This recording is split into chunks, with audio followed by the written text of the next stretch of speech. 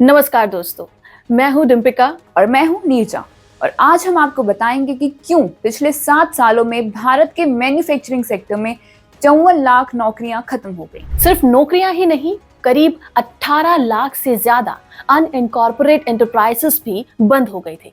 इसका असर देश की इकोनॉमी और आम लोगों पर कैसा पड़ा, आज हम आपको इसके बारे में डिटेल में समझाएंगे। तो आइए जानते हैं वो रीजंस जिन्होंने इंडियन यूथ और इमर्जिंग इकोनॉमी में इतनी बड़ी गिरावट लाने में इम्पोर्टेंट रोल प्ले किया है।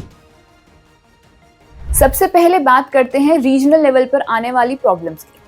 इंडिया के कुछ स्टेट्स जैसे महाराष्ट्र, तमिलनाडु और गुजरात, इन सब में मैन्युफैक्चरिंग इंडस्ट्री पर ज्यादा डिपेंडेंसी है।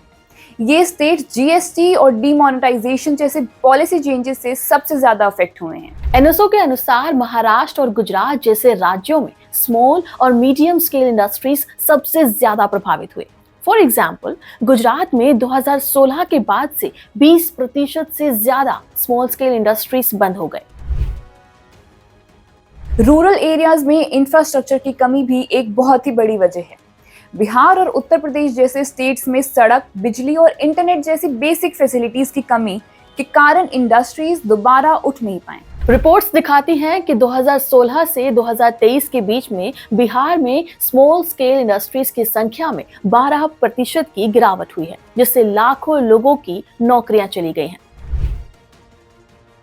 कोविड पैंडेमिक के बाद लगाए गए लॉकडाउन और नेचुरल डिजास्टर्स ने सिचुएशन को और भी बिगाड़ दिया। एग्जाम्पल के लिए उड़ीसा और वेस्ट बंगाल जैसे स्टेट्स में अक्सर आने वाली नेचुरल डिजास्टर्स ने इंडस्ट्री पर बहुत ही बड़ा असर किया। 2020 में ओडिशा के कुछ इलाकों में लॉकडाउन के साथ साथ चक्रवात ने कई उद्योगों को पूरी तरह से बंद कर दिया। एनएसओ के अनुसार पश्चिम बंगाल में 2016 के बाद से 10 लाख से ज्यादा लोगों की नौकरियां चली गई। नोटबंदी और जीएसटी के लागू होने से छोटे उद्योगों को सबसे ज्यादा झटका लगा।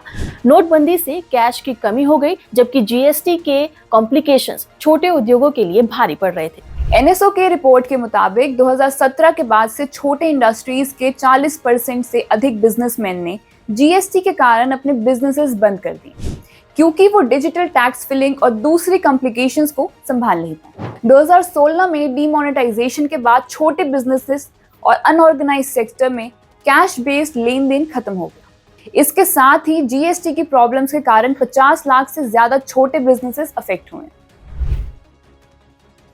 कोविड-19 पैंडेमिक ने इन प्रॉब्लम्स को और बढ़ा दिया। लॉकडाउन के कारण कई लेबर्स अपने होम स्टेट्स में लौट गए, जिससे कि सिटीज में मैन्युफैक्चरिंग यूनिट्स को एनफ वर्कर्स नहीं मिले। एनएसओ के डेटा के अनुसार 2020 में लॉकडाउन के दौरान 4 करोड़ माइग्रेंट वर्कर्स ने अपने गांवों की तरफ पलायन किया। इसके कारण शहरों में लेबर्स की भारी कमी हो गई, जिससे इंडस्ट्रीज ठप हो गए थे।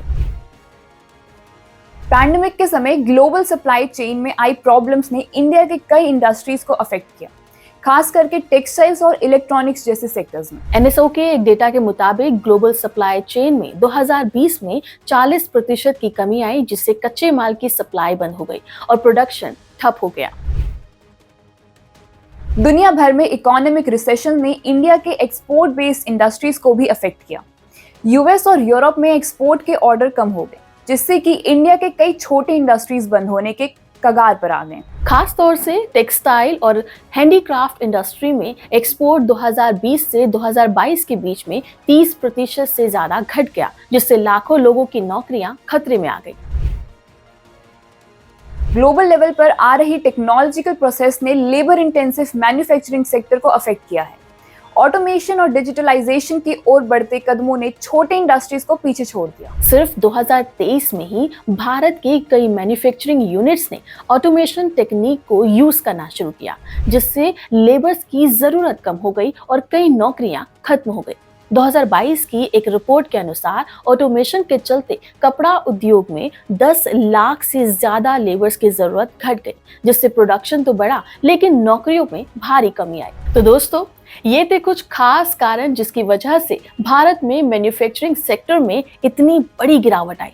अगर इस सेक्टर को दोबारा खड़ा करना है तो गवर्नमेंट और इंडस्ट्री को साथ मिलकर काम करना होगा। अगर आपको ये वीडियो पसंद आई हो तो लाइक और शेयर जरूर करें और हमारे चैनल को सब्सक्राइब करना ना भूलें।